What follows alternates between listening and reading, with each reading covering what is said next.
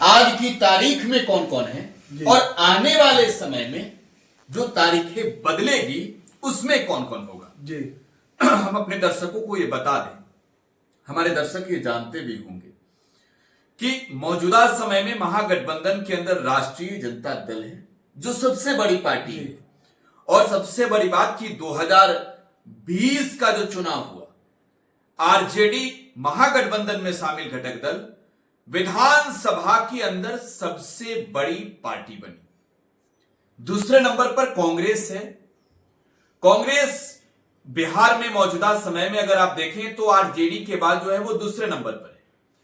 तीसरे नंबर पर लेफ्ट जो 2020 में रही। और 2024 का जो लोकसभा चुनाव हुआ, आपने मुकेश साहनी को भी देखा होगा, ठीक है। तो इन नेताओं को तो देखा है जी।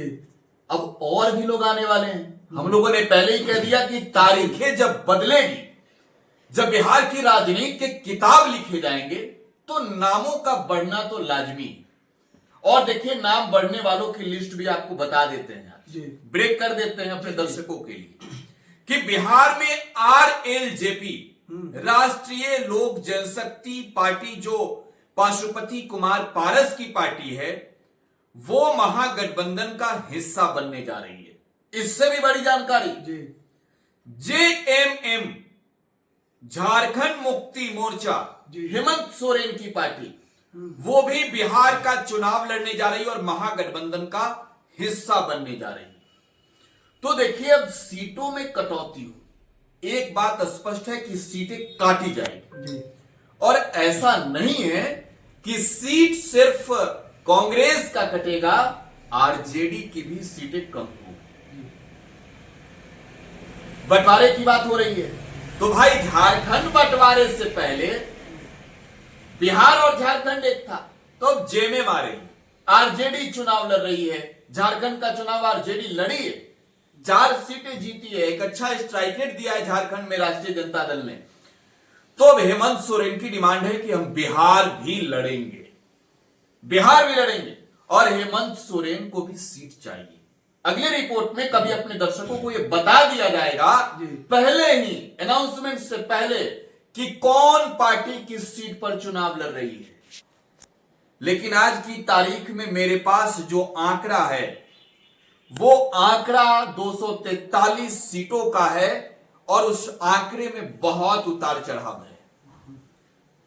देखिए, 130 से 35, मैं सबसे पहले राष्ट्रीय जनता दल की बात कर रहा हूं हिमांशु, 130 to 135 राष्ट्रीय जनता दल के खाते में जाएगी। यानी कि 135 सीट,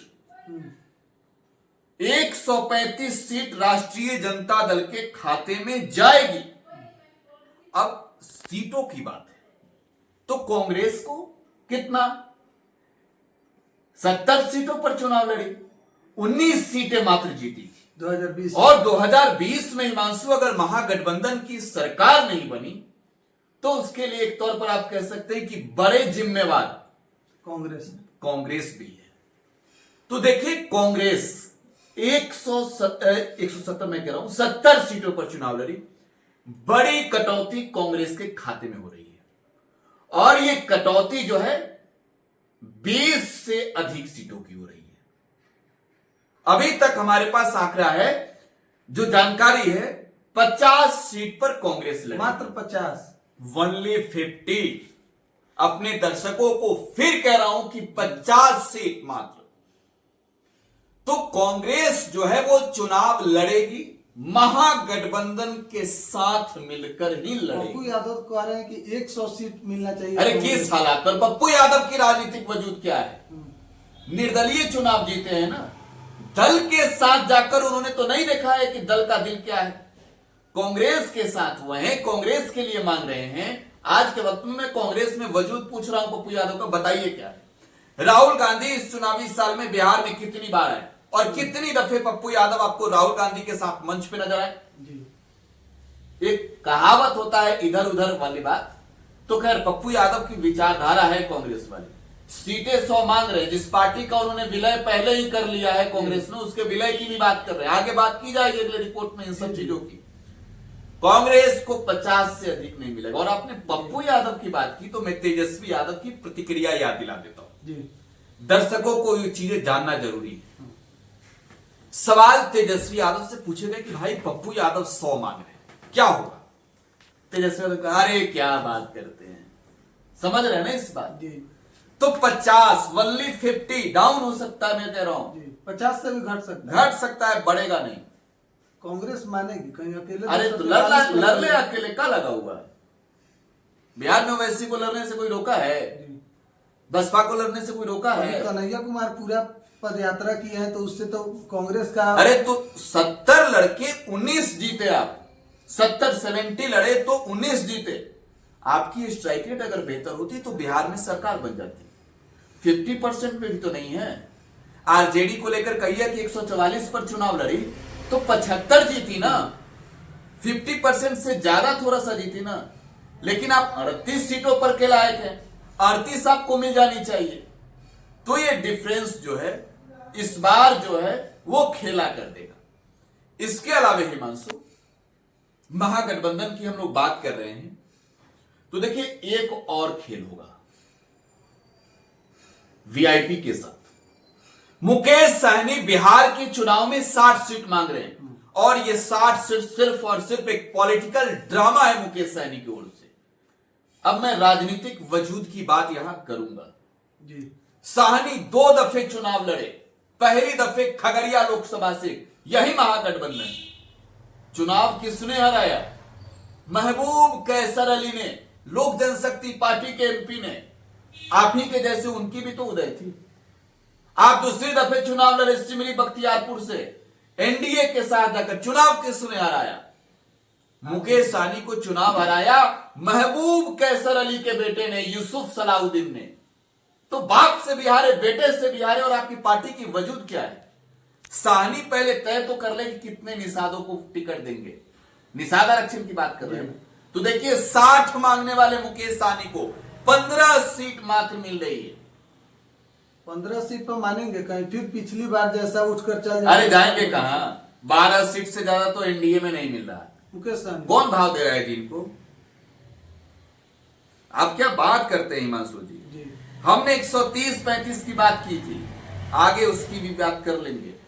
4 सीट जो है आरएलजेपी राष्ट्रीय लोक जनशक्ति पार्टी के खाते में जाएगी। समझ रहे हैं?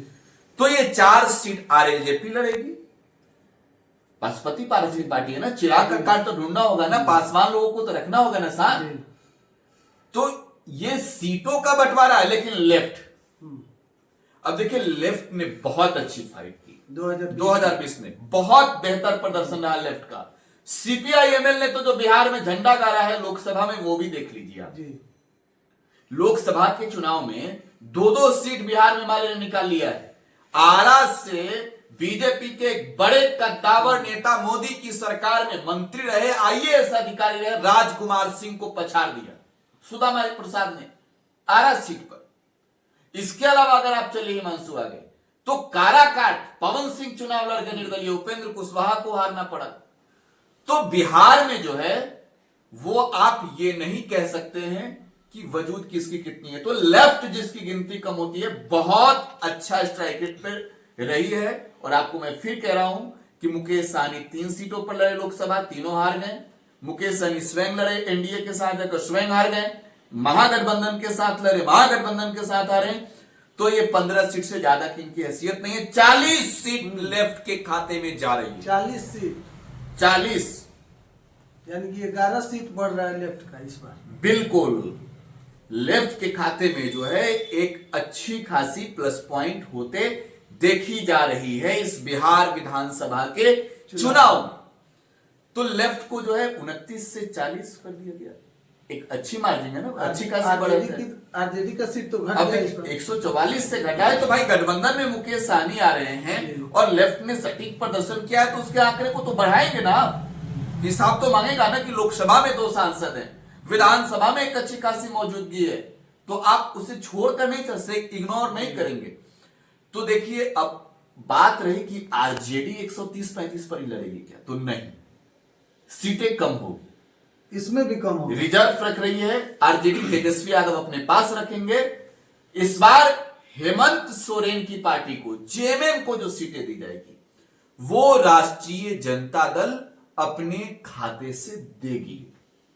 उम्मीदवार कौन होगा, जेएमएम का या फिर आरजेडी? नहीं, उम्मीदवार आप जेएमएम का होगा। बिहार में झारखंड सीमा से सटे कई ऐसे सीट हैं जहां पर जेएमएम चुनाव लड़ना चाहती है और जेएमएम के साथ चुनाव लड़ना पड़ेगा तेजस्वी यादव को, क्योंकि आप जब झारखंड का चुनाव लड़ते हैं 7 सीट पर ही लड़े, तो झारखंड में आप चुनाव लड़ते हैं तो बिहार में जेएमएम लड़ेगी तो आपको मौका देना होगा।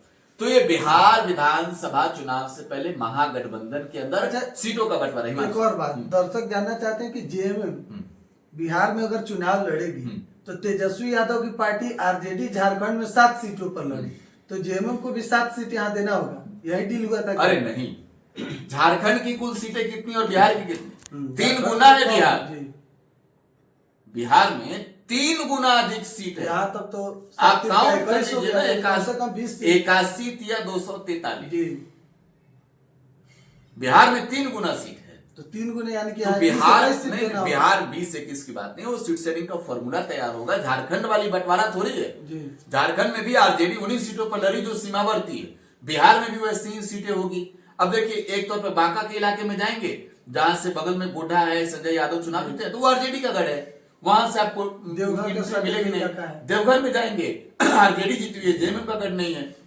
तो कुछ ऐसी सीटें हैं जहां पर जेएमएम चुनाव लड़ेगी बिहार में, वो आंकड़ा 3 हो 4 हो, इससे ज्यादा नहीं होगा। हेमंत जी, तो आप लोग देख रहे थे कि सीटों का बंटवारा किस तरीके से जो संभावित है वह हम आप लोग को बताए हैं। आगे क्या राय है कमेंट बॉक्स में जरूर बताइएगा।